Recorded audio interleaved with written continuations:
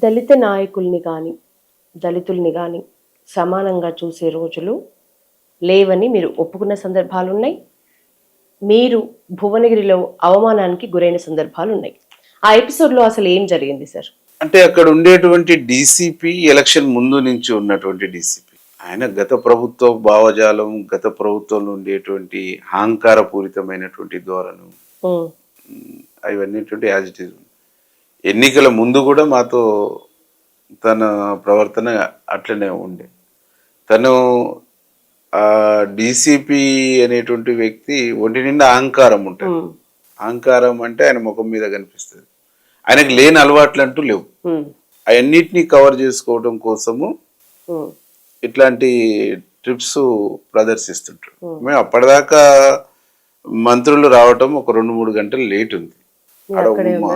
ఆడ మొత్తం ఉన్నది కూడా 1500 మెంబర్స్. అంటే విత్ ఆఫీసర్స్ తో కలిస్తే 1000-1500 మంది మాత్రం ఉన్నారు. 1000 మంది ఆడ కూర్చున్నారు.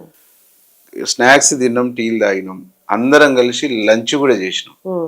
చేసేసిన తర్వాత బయలుదేరిరు వస్తుర్రు అన్న తర్వాత ఆ ఏసీపీలు, డీసీపీలు, సిఐలు వాళ్ళు ముందు పోయారు.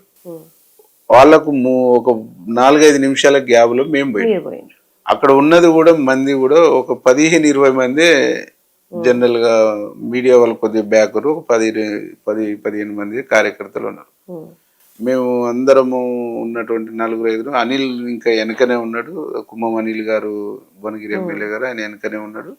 మేము ఒక 4 ముందు తీన్మార్ మల్లన్న, ఎంపీ చామల కిరణ్ కుమార్ రెడ్డి, మందుల సమయంలో ముందు నేను అనుకున్నాను. నేను వాళ్ళు పోతున్నారు, మేమే మా కొంత దూరం పోయినాక మా గన్మెన్లు వెనక పోయినా. ఆ ప్రేమ్ కార్డుకి మెటల్ డిటెక్టర్ ప్రేమ్ కార్డు పేరు. నేను లోనకి వెళ్తుంటే దాన్ని వచ్చేయి పట్టుకున్నాను. మీరు ఆ వీడియోలో చూస్తే కూడా ఇట్లా పట్టుకున్నది ఉండదు, కానీ ఇట్లా చెయ్యి ఇట్లా అంటుంది అటువంటిది. ఇట్లా పట్టుకుని ఇంకో అతను ఇట్లా ఆపిండు. ఇంక నేను మీకు కామన్ సెన్స్ లేదు, మరి మీరే పోయి రిసీవ్ చేసుకోండి అని చెప్పేసి నేను రిటర్న్ రావడం జరిగింది. గుర్తుపట్టకపోవడం అనేది నిజమేనా? అంటే అనేక కార్యక్రమాల్లో పాల్గొన్నాం కదా. ఎంపీ ఎన్నికల్లో నిత్యం భువనగిరి పోయినప్పుడు మాట్లాడుకున్నాము, ఉన్నాము. మా డీసీపీ కూడా ఆయనే. నా మండలం ఒక మండలం అక్కడనే ఉంటది. ఏదైనా ఇష్యూస్ మీద మాట్లాడుతుంటాం. తెలవకపోవటం అనేటువంటిది లేదు. కావాలని ఆ పాత మైండ్ సెట్ ఏదైతుందో ఆ పాత మైండ్ సెట్ అనేటువంటిది మారకుండా నన్ను ఆపిండి అనుకో, కొద్దిగా ఫైర్ లాగా ఉంటాడు ఈయన. ఆపిండంటే నేను పెద్ద మీరు చాలా హుందాగా బిహేవ్ చేసినారు. అక్కడక్కడే పిచ్చి ఫైర్ ఇట్లా అంటే యాక్చువల్ వివి రాలే. అక్కడ కొంత హుందాగానే ప్రవర్తించి జస్ట్ అలిగి వెళ్ళినట్లే. బీర్లా ఎలయ్య పిలుస్తున్నా, పిలుస్తున్నా. ఆత్మగౌరవం దెబ్బతిన్న తర్వాత మనిషి బతికి వేస్ట్ అనేటువంటి ఫీలింగ్ లో ఉన్నాను కాబట్టి అడ్జస్ట్ కావటం కష్టం. వాట్ ఎవర్, కానీ మీరు 100% అవుట్ అవ్వలే, హుందాగా ప్రవర్తించారు. అంటే అక్కడ వస్తుంది 2 మంత్రులు, మా గవర్నమెంట్, మా మంత్రులు, మా ప్రోగ్రామ్. ఆ ప్రోగ్రామ్ లో కూడా నాది Brahmana Vellemla project, Pillaipalli Dharmareddy, Aitipamula lift, majority major issues నాయే ఉన్నాయి. బట్ నా ప్రజల కోసం ఏదైనా భరించాలి, నా ప్రజల కోసం ఏదైనా భరించాలి, ఎంతైనా తగ్గాలి. కాబట్టి తగ్గినాను, భరించినాను. నాకు సంబంధించినటువంటి అంశాలు మాట్లాడుకొని నేను వచ్చిన తర్వాత మీరు స్పీకర్కి కంప్లైంట్ చేసింది. అది ఎక్కడ 4 నెలలు కావస్తున్నది. ఏమైంది సార్? దానివల్ల ఏమైనా యూజ్ అయిందా? స్పీకర్కు కంప్లైంట్ చేసినాను. స్పీకర్ వాళ్ళను పిలిచి మాట్లాడుతాను. ఒకళ్ళిద్దరిని ఏదో నోటీసులు ఇచ్చేసి చేసిర్రు, కింది స్థాయి ఆఫీసర్ని చేసిర్రు. చేసింది పెద్దోళ్ళు అన్నప్పుడు కింది కానిస్టేబుల్ ని సస్పెండ్ చేయటం కరెక్ట్ కాదు అనేటువంటి దాంతోనే నేను కంప్లైంట్ చేసిన. అంటే ఒక అమాయకుడు బలి కావద్దు, ఒక దోషి తప్పించుకున్నా పర్వాలేదు, కానీ ఒక అమాయకుడు బలి కావద్దు. అసలు వాళ్ళది కాదు పాత్ర, అసలు చేసింది వీళ్ళు అని చెప్పడం కోసమే నేను స్పీకర్ కు నోటీస్ ఇచ్చేసి. యూజ్ ఉందా సరే ఏమైనా చూద్దాం. యూజ్ ఉంటే ఆయన స్థానానికి అర్థం ఉంటది. ఆయన స్పీకర్ స్థానానికి, స్పీకర్ కోర్టులో ఉంది. ఆయన గౌరవాన్ని, ఆయనకుండే పవర్స్ ని యూజ్ చేస్తాడా, ఏ డీసీపీ ఇక్కడ ఉండేటువంటి సిపి బంధువు అని చెప్పేసి చెప్పిండు, బంధుత్వాన్ని ప్రదర్శిస్తాడు అనేటువంటి ఆయన చేతులు. బంధుత్వాన్ని ప్రదర్శిస్తే మచ్చ ఆయనకే ఉంటది. పిలిస్తే ఆయన గౌరవం పెరుగుద్ది. నాకు వచ్చే నష్టం ఏం లేదు. ఓకే. వాళ్ళు చేసినటువంటి తప్పుని సమాజానికి చూపించిన, వాళ్ళ కాడ ఉండేటువంటి పాత భావజాలం పోవాలనేటువంటిది నేను సమాజానికి చెప్పినాను. కాబట్టి సమాజము చైతన్యం చేయటం, సమాజానికి వాస్తవాలు చెప్పడం, సమాజాన్ని చైతన్యపరచడమే నా డ్యూటీ.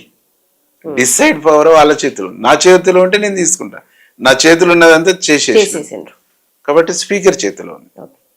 స్పీకర్ కూడా మంచోడు కాబట్టి చేస్తాడు అనేటువంటి విశ్వాసం ఉంది. ఇప్పుడు సేమ్ భట్టి ఎపిసోడ్ ని యాదగిరి గుట్టలో ఆ చిన్న పీట వేయటం గాని, ఆ ఎపిసోడ్ ని మీరు కుట్రగా చూస్తారా? అసలు మీ అభిప్రాయంలో అది? నేను ఆడ ప్రత్యక్షంగా ఉన్నాను. అది కుట్ర కాదు, అది కావాలని చేసింది కాదు, అది అసలు ఇష్యూనే కాదు. యాదాద్రిలో నేను ఇప్పుడు కాదు, చాలా రోజుల నుంచి కూడా ఇది చేస్తున్నాను. కాబట్టి అది మా మంత్రి వెంకరెడ్డి గారు ఏదో చేసిందంటారు, కానీ అది శుద్ధ తప్పు. అక్కడ 2 చైర్లు కొంచెం హైట్ ఉంటాయి, 2-3 చైర్లు హైట్ ఉంటాయి. మిగతా ఆ చైర్లు కూడా దాంట్లో చైర్లు ఉండవు, స్టూళ్ళు ఉండవు. అక్కడ ఉండే పూజారులు కూర్చునేటానికి వేసుకునేటువంటి చైర్ పీటలు. ఆ పీటల్లో కూడా కొంచెం పెద్ద తరము పెద్ద మనుషులు ఉండేటువంటి వల్ల ఐటీ వేసుకుంటారు, మిగతా వాళ్ళ చిన్న వేసుకొని కూర్చుంటారు. ఇట్లాంటి విఐపీలు గెస్ట్లు వచ్చి కింద కూర్చోలేరు అనుకున్నప్పుడు వేస్తారు.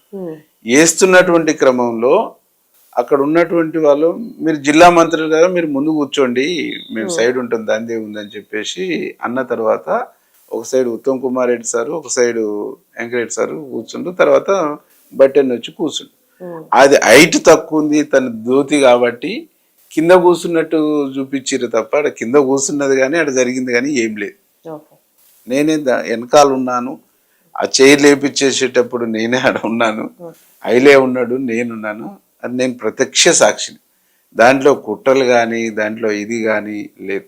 అంత ఆహ్లాదకరంగా నవ్వుతూ వాడుతూ పాడుతూ పోయేసి చూపించుకుంటూ వచ్చినాం. వెంకరెడ్డి సార్ మీద బట్టెన్న మీద వెంకరెడ్డి సార్ జోకులు చేసుకుంటూనే వచ్చేసి కూర్చొని అని కూర్చోండి అని చెప్పేసి కూడా మంత్రి గారు అన్నాడు. అన్న తర్వాత మీ జిల్లా కదా మీరు కూర్చోండి ఏం కదా అని చెప్పేసి ఉన్నారు.